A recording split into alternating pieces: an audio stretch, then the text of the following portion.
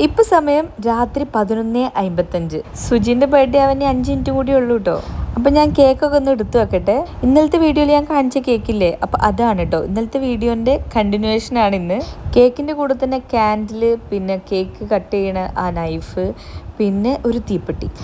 അപ്പോൾ അതൊക്കെ വെച്ചു. ഇനി ഒരു 12 മണി ആവാനുള്ള ഒരു കാത്തിരിപ്പാണ് കേട്ടോ. അതിന് മുന്നിൽ ഇരുന്ന് ഇങ്ങനെ കുറച്ച് ഫോട്ടോ എടുക്കണു, വീഡിയോ എടുക്കണു. ഞാൻ വാങ്ങിയ കേക്കാണെന്നുണ്ടെങ്കിലും ഹാപ്പി ബർത്ത്ഡേ പപ്പ എന്നാട്ടോ ഞാൻ എഴുതിയത്. മക്കൾ കൊടുക്കണ പോലെ ആയിക്കോട്ടെ.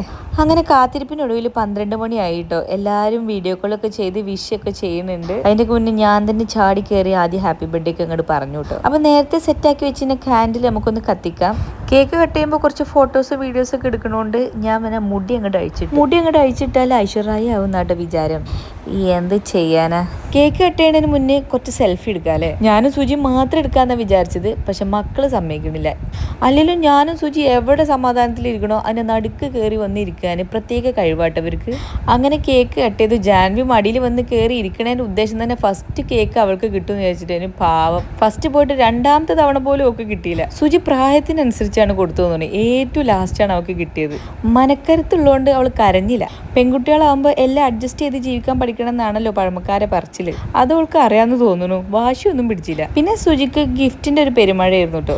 ആദ്യം അനുമോള് ബാംഗ്ലൂരിൽ നിന്ന് കൊടുത്തയച്ച ഒരു ഗ്രീറ്റിംഗ് കാർഡ് കൊടുത്തു. പിന്നെ മക്കൾ ഉണ്ടാക്കിയ ഒരു ഗ്രീറ്റിംഗ് കാർഡ് കൊടുത്തു. പിന്നെ മക്കളെ പെരുന്നാൾ പൈസയൊക്കെ ഒരു കൂട്ടി ഉണ്ടാക്കിയ പൈസ കൊണ്ട് ഒരു പെർഫ്യൂം വാങ്ങിയിട്ടുണ്ട് കേട്ടോ. അതും അവർക്ക് കൊടുത്തു. അതിൽ സുജി ഭയങ്കര സർപ്രൈസ്ഡ് ആയിരുന്നു. മക്കളൊക്കെ ഒരു സാധനമൊക്കെ വാങ്ങിത്തരാന്ന് പറയുന്നത് സ്പെഷ്യൽ തന്നെയാണല്ലോ അല്ലേ. നേരത്തെ സുജി കേക്ക് കൊടുക്കാൻ വൈകിയതിനാണ് തോന്നുന്നു ഒരു പക വീട്ടിൽ പോലെ ഇരുന്ന് തിന്നുന്നുണ്ടായിരുന്നു കേട്ടോ ജാൻവി അവിടെ കേക്ക്. പിന്നെ ലാസ്റ്റ് എൻ്റെ ഗിഫ്റ്റാണ് കൊടുത്തത്. ഞാനൊരു ഷൂ ആയിരുന്നു കേട്ടോ വാങ്ങി കൊടുത്തിട്ടുണ്ടായിരുന്നത്. സുജിൻ്റെ മുഖം കണ്ടിട്ട് നമുക്ക് ഇഷ്ടപ്പെട്ടോന്നോ ഇഷ്ടപ്പെട്ടില്ലേന്നോ ഒന്നും മനസ്സിലാവില്ല കേട്ടോ. ഈ മുഖത്ത് ഭാവങ്ങൾ ഇത്രയൊക്കെ വരുള്ളൂ. അതിന് വേണ്ടിയിട്ട് പഠിച്ചവൻ ബാക്കിയുള്ള എല്ലാ ഭാവങ്ങളും എനിക്കാണ് തന്നിട്ടുള്ളത് തോന്നുന്നു. ബാക്കി എല്ലാ ഭാവങ്ങളും എൻ്റെ മുഖത്ത് മിന്നി മറയും. ഏതായാലും എൻ്റെ ഗിഫ്റ്റൊക്കെ ഇഷ്ടപ്പെട്ടു എന്നാണ് പറഞ്ഞത്. അപ്പം ഞങ്ങളുടെ ഒരു കുഞ്ഞ് ബർത്ത്ഡേ സെലിബ്രേഷൻ ഇങ്ങനെ തീർന്നു കേട്ടോ.